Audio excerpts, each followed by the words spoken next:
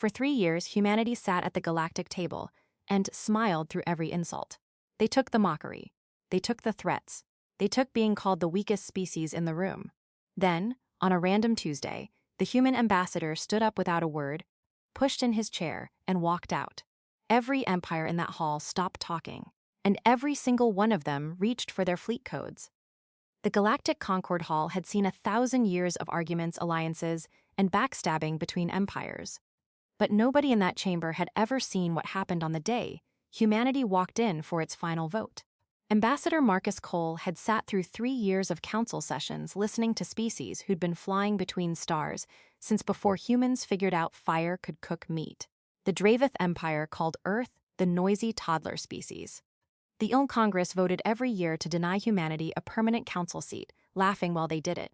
Even the small, weak empires felt comfortable dunking on the new kids from Sol. Marcus took it. Every meeting, every slight. He smiled, nodded, and went home each night to send one line back to Earth Command: still building. Nobody outside a locked room in Geneva knew what still building meant.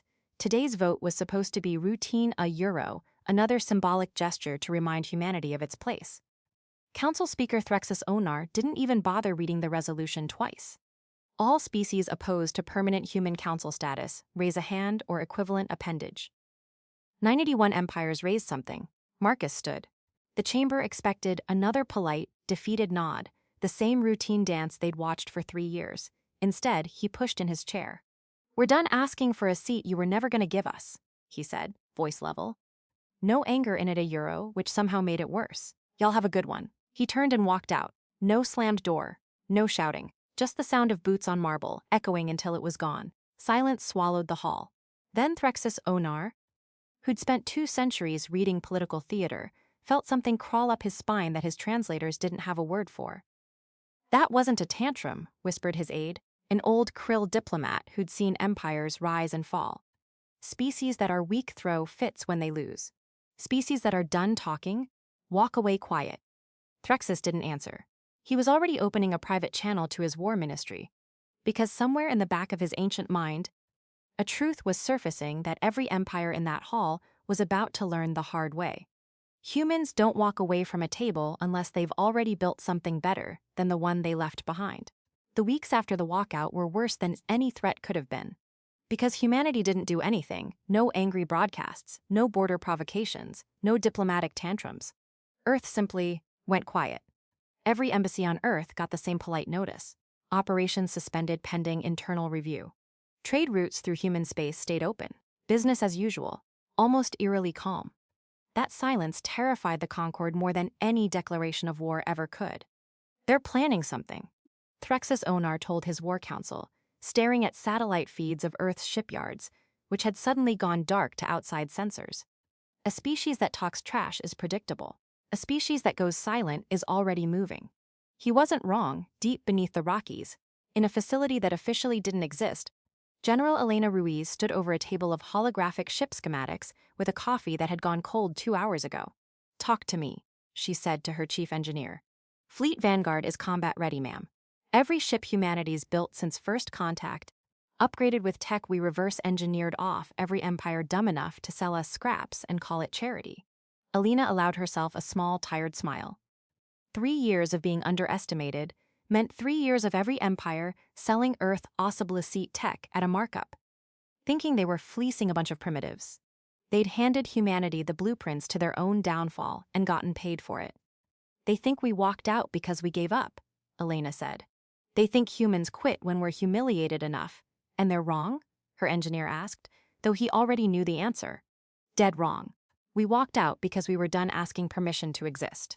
She set down her coffee. "Send the signal. Full Concord broadcast, all channels, no filters." Across 91 empires, screens lit up at the exact same moment with a message that had 0 diplomatic language in it at all. "You had 3 years to give humanity a seat at your table. We're done sitting. See you when we get there." Threxus Onar read the message twice. Then a third time, his hands cold, somewhere out past Earth's shipyards. Engines the Concorde had never detected before were already beginning to burn. Nobody in the Concorde believed humanity could build a fleet capable of real war in 3 years. Their intelligence reports said it was impossible. Their scientists said the resource math didn't add up. Their generals laughed it off in briefings, right up until the moment Earth's fleet dropped out of warp above the Concorde Central Shipyard Station. And every laugh in that command room died at once, 400 ships. Not scavenged, not borrowed euros, built from the ground up by a species everyone assumed was still arguing over council seats. Admiral Rosa Alvarez, call sign Steel Rosa to the fleet that had trained under her for 2 brutal years, stood on the bridge of the flagship Liberty's Answer and watched the shipyard's defense grid scramble in pure panic. "They're finally awake," she muttered. Little late for that. The Concorde scrambled 60 defense cruisers, their best ships, crewed by veterans of a dozen border skirmishes. By every historical metric, it should have been enough to hold the line against a species with 3 years of shipbuilding experience. It wasn't close. Human tactics didn't follow Concorde doctrine because humans hadn't learned Concorde doctrine euros. They'd built their own from scratch, blending old Earth military history with every hard lesson bought in blood from 100 years of human warfare. Feints, decoys, coordinated strikes timed down to the second. The Concorde cruisers found themselves outmaneuvered by ships that fought like they had something to prove. "Sir, we're losing the outer line," a Concorde officer shouted from his station. Threxus Onar watched it all from an observation deck, frozen, as 30 years of assumed superiority collapsed in front of him in under 20 minutes. "Order full retreat," he said quietly. "Signal every empire in the Concorde. Tell them euros." He stopped. What was there even left to say? On the bridge of the Liberty's Answer, Admiral Alvarez opened a channel to the retreating Concorde fleet, her voice calm, almost gentle, which made it land even harder. "Y'all wanted us to keep begging for a seat," she said. "We built our own table instead." The Concorde fleet didn't respond.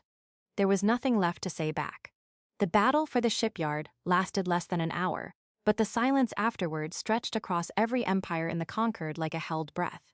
Threxus Onar stood before the full council 2 days later, the first emergency session in Concorde history called without a single empire objecting to the agenda. 91 seats. 91 leaders who'd spent 3 years mocking a species they now realized they'd never actually understood. "They're requesting to address the council," Threxus said, voice hollow.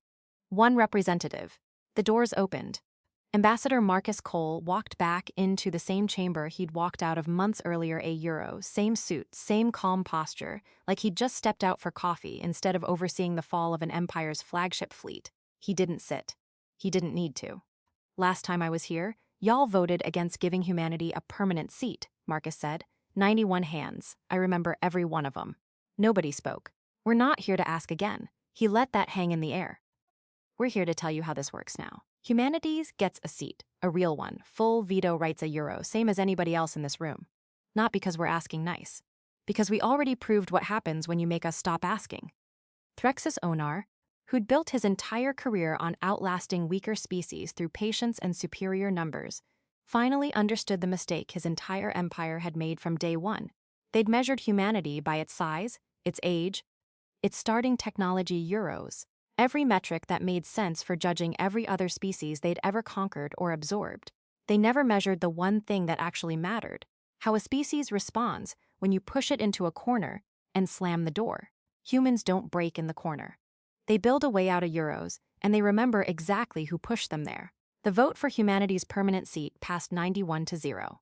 Marcus Cole nodded once, turned, and walked back through those same doors euro, this time as an equal, not a guest waiting on permission, outside the Concorde Hall, under the light of 100 foreign stars. Admiral Rosa Alvarez watched the human fleet hold formation above a planet that had spent 3 years underestimating her people. "Guess they finally got the message," she said. "What message is that, Admiral?" asked a young officer beside her. Rosa smiled, watching Earth's flag project itself across the shipyard for the first time in Concorde history. "Never make humanity walk out twice."